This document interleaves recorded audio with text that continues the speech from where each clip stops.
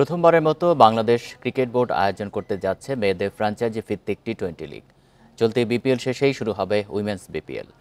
প্রথম আসরে অংশ নেবে 3টি দল, জানিয়েছে বিসিবি। টুর্নামেন্ট চলবে প্রায় 9 দিন ব্যাপী। মেয়েদের ক্রিকেট নিয়ে উদ্যোগী ক্রিকেট বোর্ড। কদিন আগে প্রথমবারের মতো মেয়েদের প্রথম শ্রেণীর ক্রিকেটের যাত্রা শুরু হয় বাংলাদেশে। সফল ছিল নারী বিসিএল এর আয়োজন। এবার মেয়েদের টি-20 ফ্র্যাঞ্চাইজি লিগ আয়োজন করতে যাচ্ছে বিসিবি। এরই মধ্যে কয়েকটি ফ্র্যাঞ্চাইজি আগ্রহ প্রকাশ করেছে।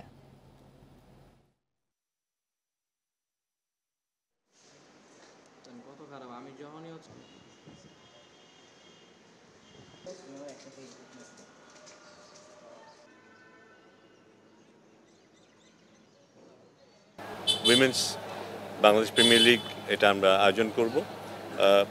3টা দল নিয়ে এটা করার পরিকল্পনা করা হয়েছে এবং এটা এই বিপিএল শেষ হবার পরপরই অনুষ্ঠিত হবে এবং এর ডিউরেশন 8 থেকে 9 দিনের মতো ডিউরেশনের মধ্যে এটা শেষ হবে। আমরা আশা করছি যে এটা নারী ক্রিকেটকে আরেকটা লেভেলে হয়তো উন্নীত করতে পারবে।